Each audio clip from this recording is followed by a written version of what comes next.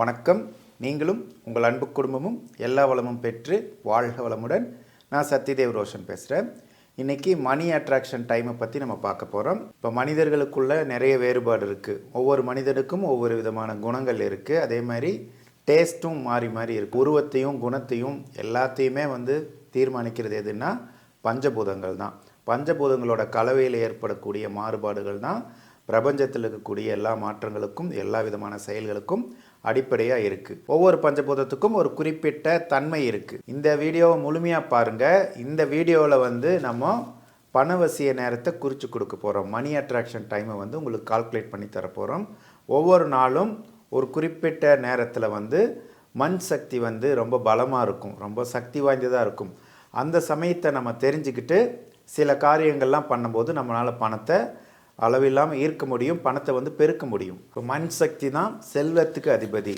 மண் சக்தி பிரபஞ்சத்தில் வலிமையாக இருக்கும்போது நீங்கள் பணம் சம்மந்தப்பட்ட பொருளாதாரம் சம்மந்தப்பட்ட காரியங்கள் ஈடுபட்டிங்கன்னா அது கண்டிப்பாக உங்களுக்கு வெற்றிகரமாக இருக்கும். உதாரணத்துக்கு நீங்கள் ஒரு வீடு வாங்குறீங்க, ஒரு இடம் வாங்குறீங்க, இல்லாட்டி ஒரு பொருள், ஏதோ விலை உயர்ந்த பொருள், வாகனம், எதுவாக இருந்தாலும் சரி, அது வாங்கிறது மண் சக்தி சக்தியோடு இருக்கும்போது வாங்கினீங்கன்னா அந்த பொருள் உங்களுக்கு மேலும் மேலும் பொருளை ஈர்த்து கொடுக்கும். இப்போ நிறைய பேர் நீங்கள் பேசுகிறத கேட்டிருப்பீங்க, கல்யாணம் ஆனதுக்கப்புறம் பணக்காரன் ஆகிட்டான், அவன் குழந்தை பிறந்ததுக்கப்புறம் தான் அவனுக்கு நல்ல நிலைமை வந்தான், பணக்காரன் ஆகிட்டான் அப்படிலாம் சொல்லுவாங்களே. அதெல்லாம் ஆக்சுவலாக உண்மை தான். இப்போ அந்த குழந்தைக்கோ அவங்க மனைவிக்கோ மண் சக்தி வலிமையாக இருந்துச்சுன்னா அவங்க மட்டும் டெவலப் ஆக மாட்டாங்க, அவங்க கூட இருக்கிறவங்களும் டெவலப் ஆவாங்க. இயல்பாகவே பெண்களுக்கு மண் சக்தி நல்லாயிருக்கும். அதனால தான் பெண்களை லக்ஷ்மி அப்படின்னு சொல்லுவாங்க. எந்த வீட்டில் பெண்களை மதிப்பு மரியாதையும் கொடுத்து நடத்துகிறாங்களோ அந்த வீட்டில் கண்டிப்பாக பொருளாதாரம் நல்லா இருக்கும். இந்த மாதிரி பெண்களுக்கு மட்டும் கிடையாது, ஆண்களுக்கும் அந்த மண் சக்தியெல்லாம் இருக்கும். அது ஒவ்வொருத்தருக்கும் இந்த 5 விதமான பஞ்சபூதங்களில் ஏதோ ஒரு குறிப்பிட்ட பஞ்சபூதம் அவங்கள இயக்கிட்டு இருக்கும். இப்போ எல்லாத்துக்குமே மண் சக்தி வலிமையாக இருக்காது. வெறும் மண் சக்தி மட்டும் வலிமையாக இருந்தால் பத்தாது. பஞ்சபூதங்கள் எல்லாமே உடம்புல சமநிலையில் இருந்துச்சுன்னா தான் நம்மளால் எல்லா விதமான சுகங்களையும் அனுபவிக்க முடியும், பிரச்சனை இல்லாமல் வாழ முடியும். இப்போ மண்ணுக்குரிய டைமை நாங்கள் கால்குலேட் பண்ணி கொடுக்குறோம். நாங்கள் கால்குலேட் பண்ணுறது எல்லாமே 6 மணி பேஸ் பண்ணி கால்குலேட் பண்ணி கொடுக்குறோம்.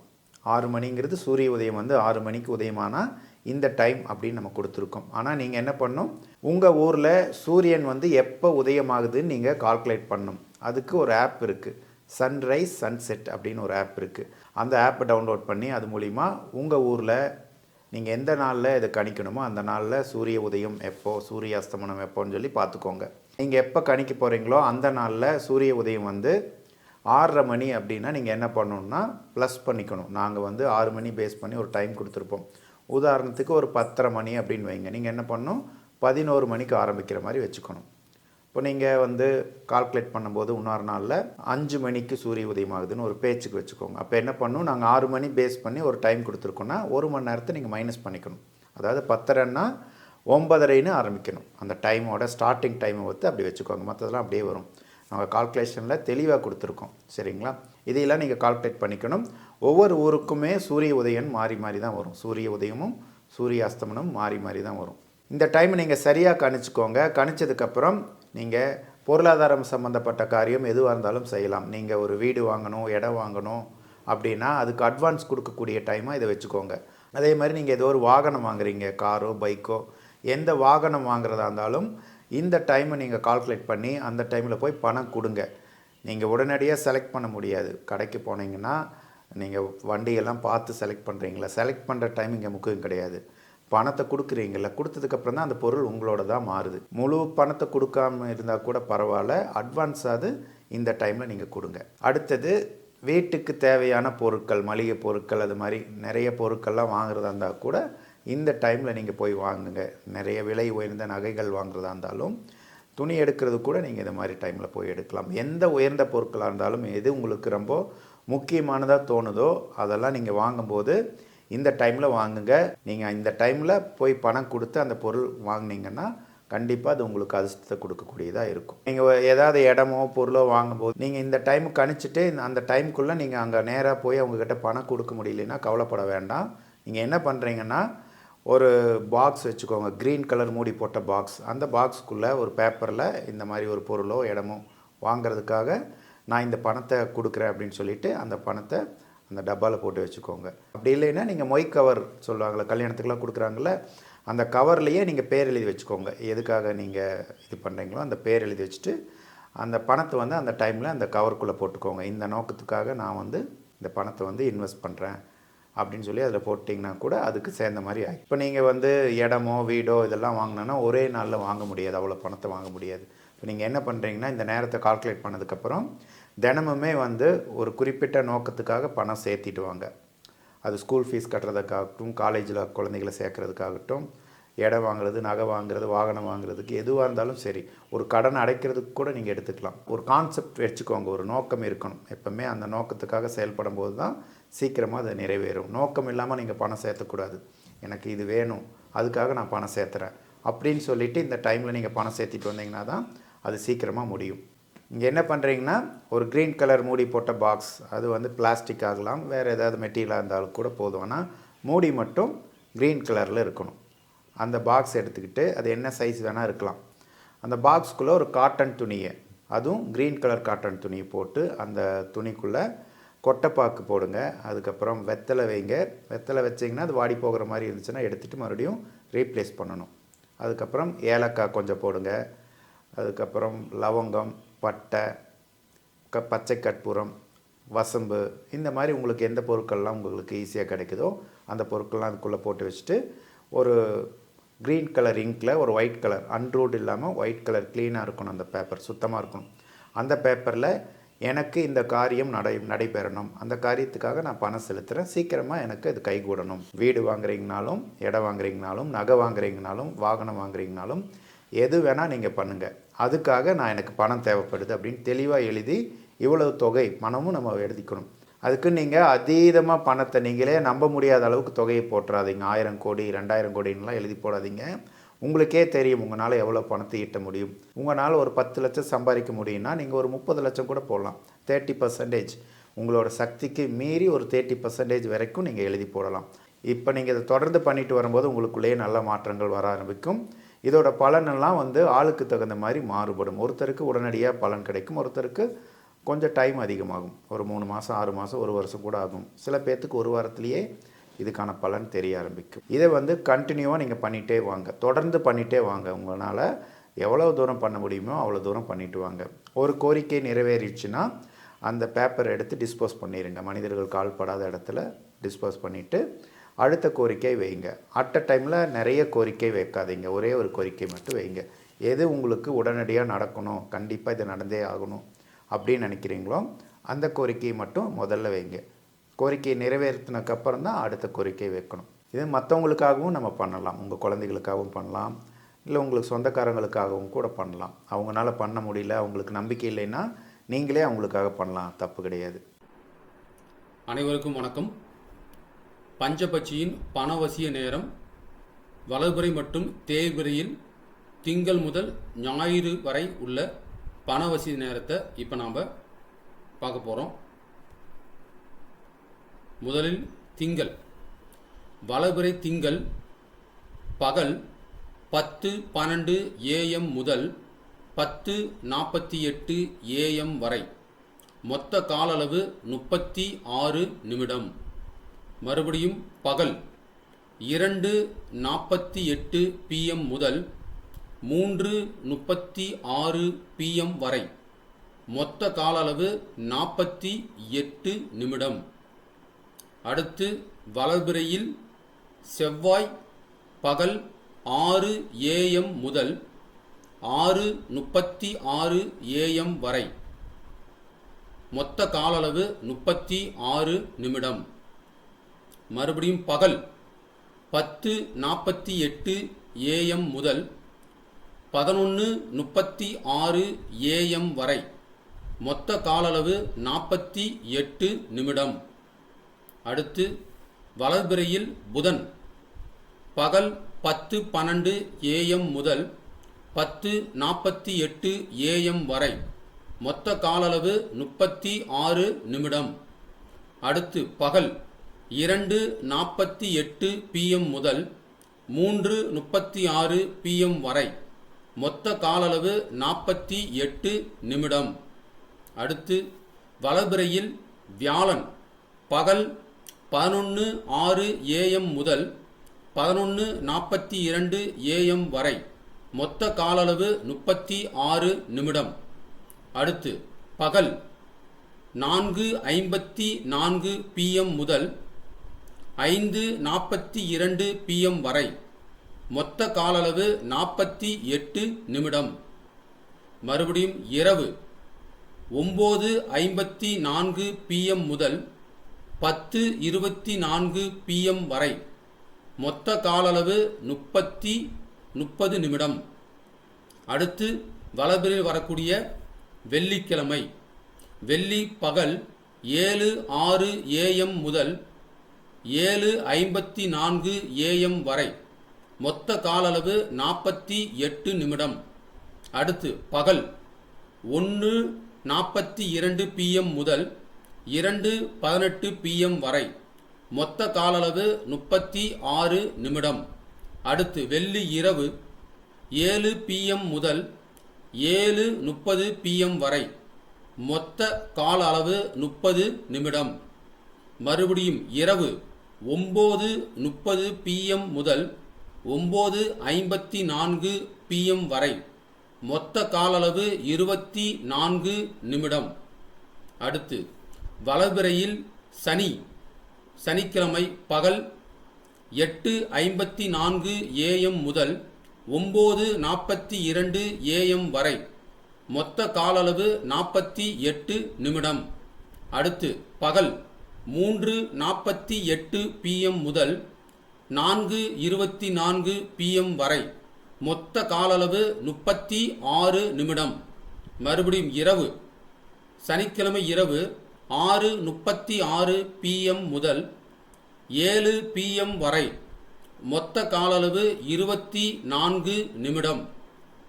அடுத்து வளர்பிறையில் வரக்கூடிய ஞாயிற்றுக்கிழமை பகல் 6 AM முதல் 6:36 AM வரை, மொத்த கால அளவு 36 நிமிடம். அடுத்து பகல் 10:48 AM முதல் 11:36 AM வரை, மொத்த கால அளவு 48 நிமிடம். நம்ம அடுத்த பார்க்க போகிறது தேய்பிறையில் வரக்கூடிய திங்கட்கிழமை. திங்கள் பகல் 6:42 AM முதல் 7 AM வரை, மொத்த கால அளவு 18 நிமிடம். அடுத்து பகல் 11:42 AM முதல் 12:30 PM வரை, மொத்த கால அளவு 48 நிமிடம்.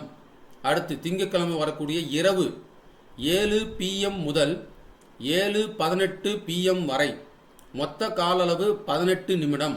அடுத்து இரவு 9:24 PM முதல் 10:06 PM வரை, மொத்த கால அளவு 42 நிமிடம். அடுத்து தேய்பிறையில் வரக்கூடிய செவ்வாய்க்கிழமை பகல் 1:12 PM முதல் 1:30 PM வரை, மொத்த கால அளவு 18 நிமிடம்.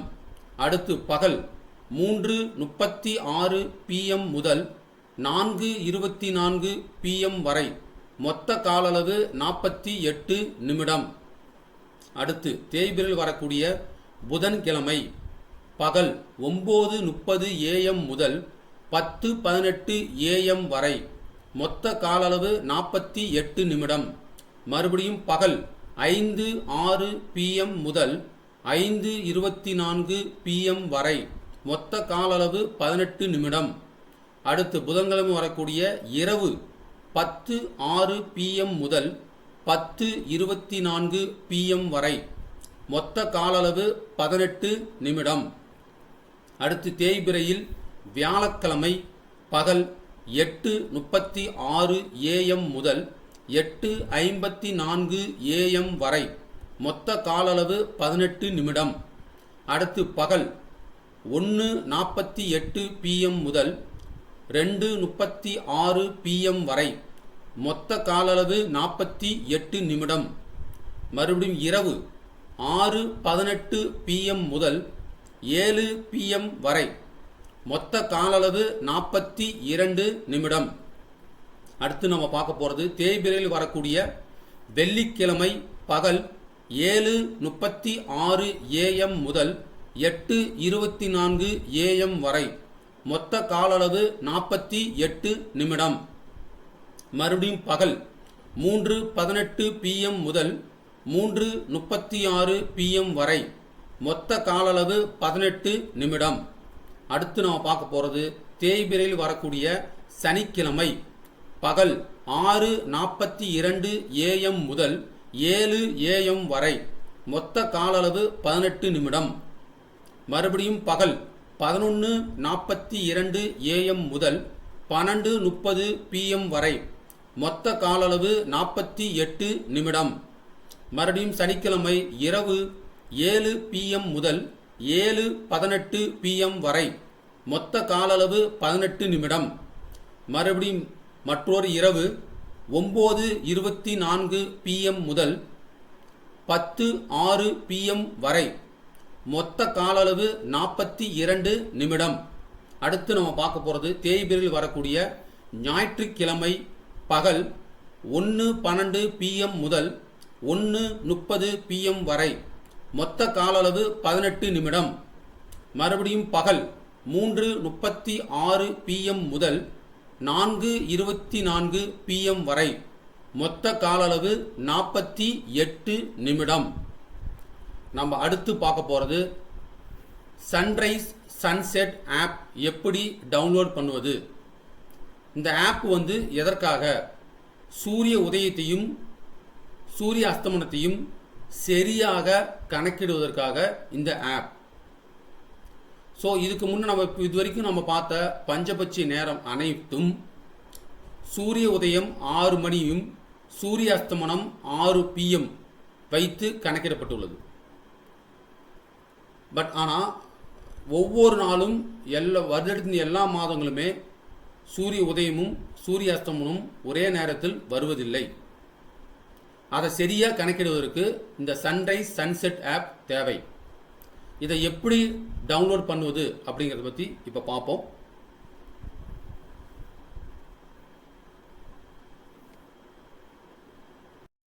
ஃபஸ்ட்டு நம்ம ப்ளே ஸ்டோர் போகிறோம். ப்ளே ஸ்டோரில் சன்ரைஸ் சன்செட் அப்படின்னு டைப் பண்ணுங்கள். டைப் பண்ணிங்கன்னா நிறைய ஆப் வரும். அதில் இந்த மூணாவது ஒரு ஆப் இருக்குது பாருங்கள், ப்ளூ பேக்ரவுண்டில் ஆரஞ்சு கலர் வட்டமாக இருக்கு இல்லைங்களா, இந்த மூணாவது ஆப். இதை இன்ஸ்டால் பண்ணுங்கள். இது இன்ஸ்டால்னு கொடுங்க. இது இன்ஸ்டால் ஆகும். ஒரு ஃபியூ செகண்ட் தான் டைம் எடுக்கும், அதுக்குள்ளே உங்களுக்கு இன்ஸ்டால் ஆகிடும். இது இன்ஸ்டால் ஆன உடனே ஓப்பன் கொடுங்க. ஓப்பன் கொடுத்த உடனே உங்களுடைய லொக்கேஷன் கேட்கும். அதில் இந்த ஃபஸ்ட்டு வர வைல் யூஸிங் தி ஆப் இதை கிளிக் பண்ணுங்கள். இது கிளிக் பண்ண உடனே ஆட்டோமேட்டிக்காக உங்களுடைய லொக்கேஷன் சிட்டியை ஆட்டோமேட்டிக்காக அது எடுத்துக்கும். இதில் பார்த்தீங்கன்னா ஃபஸ்ட்டு இந்த ஆரஞ்சு கலர் ரவுண்டாக இருக்கு இல்லைங்களா, அது நேராக பாருங்கள். சன்ரைஸ் 6:27 AM, சன்செட் 6:33 PM இப்படி காட்டுது இல்லைங்களா. இந்த டைம் வச்சு தான் நம்ம கணக்கிட போகிறோம். இது பார்த்திங்கன்னா ஒவ்வொரு நாளும் இந்த சன்ரைஸ் சன்செட் டைம் மாறும். ஸோ ஒவ்வொரு நாளும் நம்ம பஞ்சபட்சி டைம் கணக்கு போடுறப்ப இந்த ஆப்பை நீங்கள் ஓப்பன் பண்ணி அந்த நாளுக்கு உடைய சன்ரைஸையும் சன்செட்டையும் டைமை நோட் பண்ணிக்கணும். இதை வச்சு எப்படி நாம் சரியான நேரத்தை கணக்கிறது அப்படிங்கிறத இப்போ நாம் பார்க்க போகிறோம். சன்ரைஸ் சன்செட் ஆப் வைத்து கணக்கிடும் முறை. மேலே அட்டவணையில் கொடுக்கப்பட்டுள்ள நேரம் அனைத்தும் சூரிய உதயம் காலை 6 AM மற்றும் சூரிய அஸ்தமனம் 6 PM என்ற அடிப்படையில் கொடுக்கப்பட்டுள்ளது. சூரிய உதயம் மற்றும் சூரிய அஸ்தமனம் ஒவ்வொரு ஊரிலும் ஒவ்வொரு நாட்டிலும் தினமும் மாறுபடும். நீங்கள் சன்ரைஸ் சன்செட் ஆப் மூலம் சூரிய உதயம் மற்றும் சூரிய அஸ்தமனம் ஆகும் நேரத்தை கணக்கிட்டு பயன்படுத்திக் கொள்ளுங்கள். ஸோ இப்போ நம்ம சன்ரைஸ் சன்செட் ஆப்பை வைத்து எப்படி சரியான நேரத்தை கணக்கிறது அப்படிங்கிறத பார்க்க போகிறோம். உதாரணமாக திங்கட்கிழமை அன்று சூரிய உதயம் காலை 6:30 AM என்று எடுத்துக்கொண்டால் கொடுக்கப்பட்டுள்ள பகல் நேரத்தில் அரை மணி நேரம் கூட்ட வேண்டும். இப்போ உதாரணத்துக்கு பஞ்சபட்சியின் பணவசி நேரம் பகல் 10:12 AM முதல் 10:48 AM வரை. மொத்த கால அளவு 36 நிமிடம். இந்த டைமை பார்த்தீங்கன்னா சூரிய உதயம் காலை 6 AM என்ற அடிப்படையில் கொடுக்கப்பட்டிருக்கு. ஆனால் அன்று சூரிய உதயம் பார்த்தீங்கன்னா 6:30 AM தான் சூரியன் உதயமாயிருக்கு. அப்போ நம்ம என்ன பண்ணணும், அரை மணி நேரம் கொடுக்கப்பட்டுள்ள பஞ்சபட்சியின் பணவசி நேரத்தில் கூட்டணும். அப்போ 10:12 AM ப்ளஸ் 30 நிமிடம் ஈக்குவல் டு 10:42 AM. இந்த டைமோட நம்மளுடைய மொத்த கால அளவு 36 நிமிடம். அதை கூட்டணும். அதை கூட்டும் பட்சத்தில் 11-18 நிமிடம்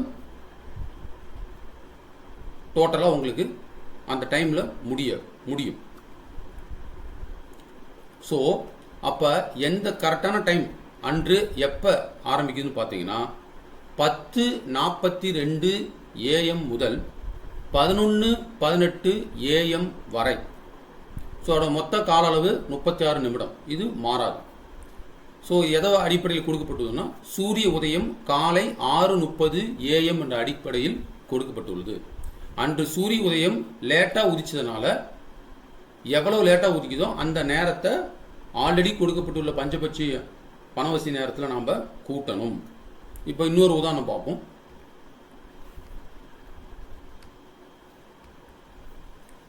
அதே போன்று சூரிய அஸ்தமனம் 6:45 அதாவது 6:45 PM என்று எடுத்துக்கொண்டால் 3/4 மணி நேரம் கொடுக்கப்பட்டுள்ள இரவு நேரத்தில் கூட்ட வேண்டும். இப்போ உதாரணத்துக்கு இரவு 7 PM முதல் 7:30 PM வரை இதோடைய மொத்த கால அளவு 30 நிமிடம்.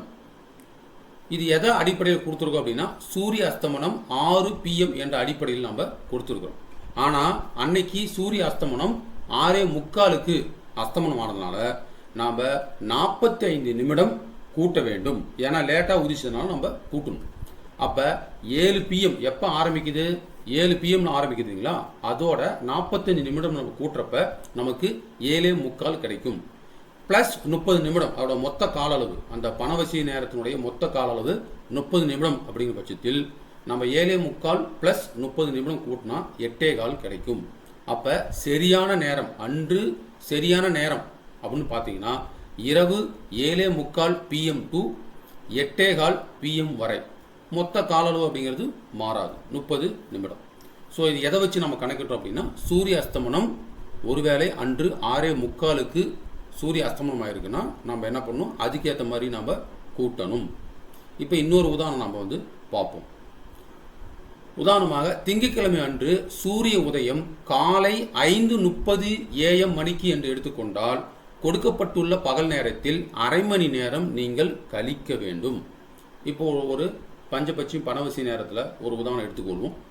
பகல் 10:12 AM முதல் 10:48 AM வரை மொத்த கால அளவு 36 நிமிடம். இது சூரிய உதயம் 6 AM என்ற அடிப்படையில் இது கணக்கிடப்பட்டுள்ளது. ஆனால் அன்று சூரிய உதயம் 5:30க்கே முன்கூட்டியே சூரிய உதயம் ஆனதுனால நாம் என்ன பண்ணோம், கொடுக்கப்பட்டுள்ள டைமில் நாம் அரை மணி நேரம் கழிக்க வேண்டும். அப்போ 10:12 AMக்கு ஆரம்பிக்குது இல்லைங்களா, அப்போ 10:12 AM மைனஸ் 30 நிமிடம் ஈக்குவல் டு 9:42 AM தான் ஆரம்பிக்குது. இதோட நம்ம மொத்த கால அளவு 36 நிமிடத்தை கூட்டும் பட்சத்தில் 10-18 நிமிடத்தில் முடியும் அப்படிங்கிறது தெரிய வரும். அப்போ அன்று சரியான பஞ்சபட்சியின் பணவசி நேரம் அப்படின்னு பார்த்தீங்கன்னா பகல் 9:42 AM முதல் 10:18 AM வரை மொத்த கால அளவு 36 நிமிடம். அது மாறாது. ஸோ எதை அடிப்படையில் இந்த டைமை நம்ம கணக்கிட்டுருக்கோம் அப்படின்னா அன்று சூரிய உதயம் ஒருவேளை 5:30 மணிக்கே உதித்ததுன்னா நம்ம அதை பேஸ் பண்ணி இதை கணக்கிட்டுருக்கோம். அடுத்து இன்னொரு உதாரணம் பார்ப்போம். அதே போன்று சூரிய அஸ்தமனம் 5:45 PM என்று எடுத்துக்கொண்டால் 1/4 மணி நேரம் கொடுக்கப்பட்டுள்ள இரவு நேரத்தில் கழிக்க வேண்டும். இப்போ உதாரணத்துக்கு 7 PM முதல் 7:30 PM வரை இதனுடைய மொத்த கால அளவு 30 நிமிடம். இது சூரிய அஸ்தமனம் 6 PM என்ற அடிப்படையில் கொடுக்கப்பட்டுள்ளது. ஆனால் அன்று சூரிய அஸ்தமனம் 5:45க்கே சூரியன் அஸ்தமனமானதுனால நாம் கொடுக்கப்பட்டுள்ள பஞ்சபட்சி டைமில் நாம் 1/4 மணி நேரம் கழிக்க வேண்டும். அப்போ 7 PM ஆரம்பிக்கிற அந்த பஞ்சபட்சி டைமில் நாம் 1/4 மணி நேரம் கழித்தால் 6:45க்கு ஆரம்பிக்கும். ப்ளஸ் மொத்த கால அளவு 30 நிமிடத்தை நாம் கூட்டணும். கூட்டும் பட்சத்தில் நமக்கு 7:15 மணி வரும். அப்போ அன்று சரியான பஞ்சபட்சியின் பணவசி நேரம் அப்படின்னு பார்த்தீங்கன்னா இரவு 6:45 PM டு 7:15 PM வரை மொத்த கால அளவு 30 நிமிடம் என்பது மாறாது. ஸோ எதை அடிப்படையில் இதை கணக்கிட்டுருக்கோம் அப்படின்னா அன்று சூரிய அஸ்தமனம் 5:45 PM என்ற அடிப்படையில் கொடுக்கப்பட்டுள்ளது. ஆக இதுக்கு முன்ன கொடுக்கப்பட்டுள்ள பஞ்சபட்சியின் பணவசி நேரம் அனைத்தும் 6 AM மற்றும் 6 PM என்ற அடிப்படையில் கொடுக்கப்பட்டுள்ளது. ஒருவேளை சூர்யா உதயம் 6:45க்கு 6 மணிக்கு முன்னாடியே உதிச்சதுன்னா நீங்கள் கொடுக்கப்பட்டுள்ள பஞ்சபட்சி டைமில் கழிக்கணும். ஒருவேளை 6 மணிக்கு அதுக்கப்புறம் லேட்டாக உதித்தாலோ அல்லது மறைந்தாலோ அஸ்தமனமானாலோ நீங்கள் கொடுக்கப்பட்டுள்ள பஞ்சபட்சி டைமில் கூட்டணும்.